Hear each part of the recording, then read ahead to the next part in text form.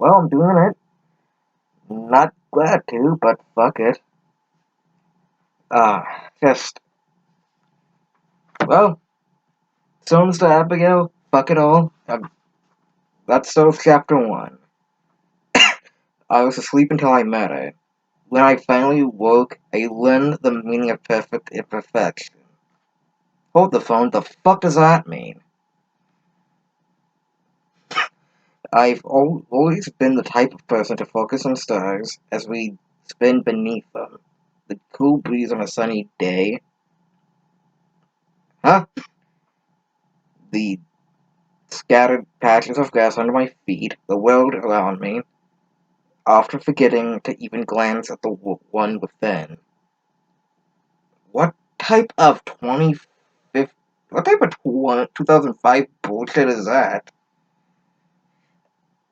I had remained emotionally unexplored for so much of my life. Yeah, but all 30 some of it. It's painful knowing some can go an entire lifetime without understanding their own art. Like the fucking author.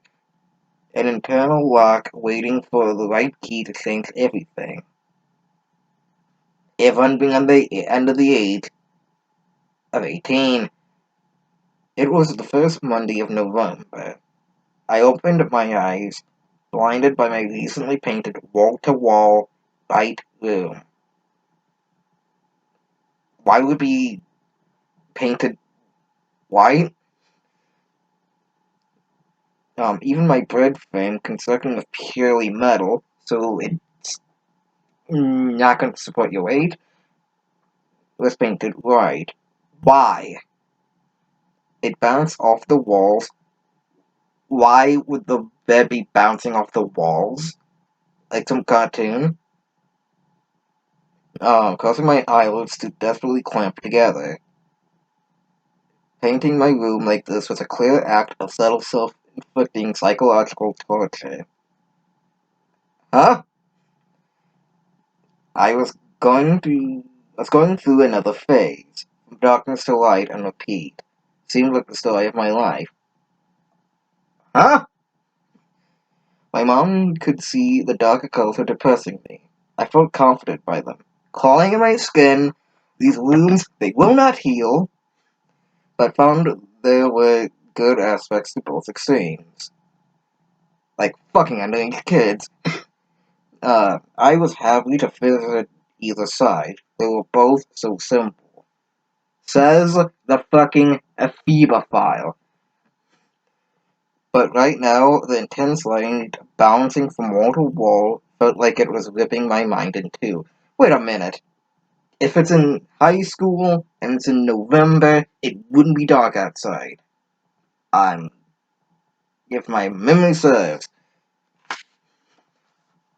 My mom didn't wake me. My alarm clock sat on my dresser for no explanation for the failure of its function to. Fuck. My alarm clock sat on my dresser with no explanation for its failure to function. That is word salad. The clock only illuminated a blank stare with 8:17 written all over its face. You are an hour late. Assuming it's high school, then otherwise then he's 17 minutes early. While entirely robotic, I imagine the clock to have the dumbest possible expression. One complimenting its failure to behave in any way outside its random, glitch-infested nature. What? In the reflection of its plastic face, I could see myself unconsciously making the dumb expression I was imagining the clock to have. Time is important, and I am a quack. I laughed in my casual, doggy tone and began to get ready to leave. I am not going to do the goofy voice today. Without breakfast, I left for school with a bogus note in hand to idealistically explain my tardiness. I think most of my teachers were too exhausted to worry about small variances in our appearances from time to time. With how low the pay luckily was, I imagined that there were very few rules most teachers cared about, like the age of consent, Greg. And you, it was another cool day in Lakewood. The wind hit my eyes, forcing tears to form in the corners as I sped along the sidewalk at a no doubt unreasonable speed. I passed Leon and Layman. Fucking who? Walking the opposite direction. No doubt headed toward the nearby church where all students go to smoke, make out, and hide till the school ends. They seemed to they seemed so childish as they held hands and smiled excitedly as they had gotten away with some tremendous crime. Mr. Mr. Hanson, Mr. Hanson, my heavy-set, middle-aged history teacher rolled his eyes as I walked into class. Fuck, how the hell did Chris Hansen speak? James, talk to me after class, he said quickly, looking away from me as I were an undervalued employee who was barely important enough to make eye contact with, let alone deliver a full sentence to. Do you not know what a comma? Wait, yeah, do you not know what a comma is? I have in.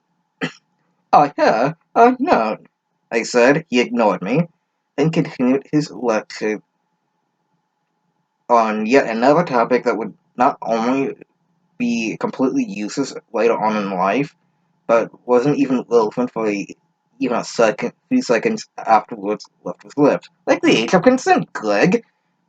But, okay, since there's a new speaker, you have to, press enter, you fucking dunce.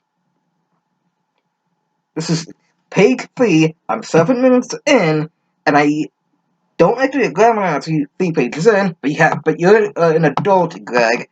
Fucking act like one, you file. There was only 15 minutes left in class, but I felt it would be more stimulating to integrate myself into the room to yet again study my classmates' behavior than to sit in a hall watching the rows of scum-covered tiles avidly slide off the decaying walls. Even cum-covered, considering it's you, Greg. For as long as I could remember, I've enjoyed seeing how people move around and talk to each other, like they were animals at the zoo. Huh? I would try to deliver a more accurate analogy if I felt there was one, but as many of them seemed incredibly unaware of themselves, just living life as if it were some kinetic, predefined routine. No, this isn't just me having a dumb moment. It's just that the wording here, it's all just word salad. Sometimes I felt like an alien who had a VIP pass to submerge himself in primitive human culture just for entertainment. Seems about right. I sense everything I can take in around me, the seemingly limitless audible tones, tremors in the voices of growing children ringing in my ears. In studying people, I found myself gradually learning to literally feel the various personality types I encountered. Fuck does that work? I hyperanalyze every inconsistent smell, similarly random clothing styles, freckles, the asserted hairstyles fill my mind with questions, trying to rationalize and understand what sequence of events led them to who they became. When's this chapter gonna end? I took favor of categorizing most everyone around me socially inept know-it-all. The dumb, attention-seeking drama kid, and the beat blonde bimbo who gets overly defensive at the slightest hint of criticism. Be off it! Class had just ended as I walked over to Mr. Hanson's desk. Mr. Hanson's. No, if you're going to have. No, you can't put. No, Greg. Hang on, I don't. Hang on, hang the fuck on. Grammar Nazi time, hang on, where the fuck is it? Right? Somewhere around on this chapter. Mr. Hansen says you cannot do that, Greg. It's, Hansen, if you want to have a, me, it belongs to Mr. Hansen, it's Hansen apostrophe S. Fuck you, Greg. Mr. Hansen's desk had placed a tiny note down in passing. As I walked out with the rest of my class, he called after me. James, we need to talk. I responded, but continued to walk out of the room. I know. I have to be early to my last class. Let's talk tomorrow. Uh, Mr. Hanson then proceeds to beat the shit out of me. I walked quickly down the hall towards my art class, which was awkwardly placed in the trailer outside my poorly funded high school. On my way to the class, a fight had already broken out between two jocks who no doubtly both had controlling, iron-fisted fathers who brainwashed them into believing both men were best resolved with the bloodying of the fists. The fuck does that mean?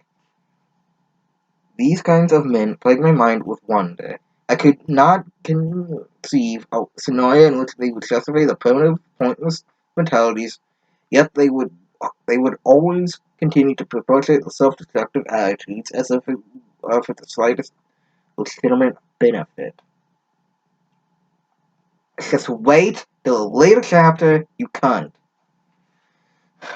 Most everyone nearby crowded around the fight. None of them likely cared who was winning, but it was what but what it was about or how far it went. All they ever seemed to show concern for was their own amusement. Always excited to see violence without having to pull out the walls to pay for it. As the sounds of flesh collided fist to cheek and chest quickly followed to the howls of from surrounding students. They would scream, "Oh!" as if it was sincerely delightful to witness creatures like themselves suffer and fall apart before their eyes. And I am fucking gonna end it right fucking there. This is too bullshit for me. Fuck you, Greg. I'll see you next week.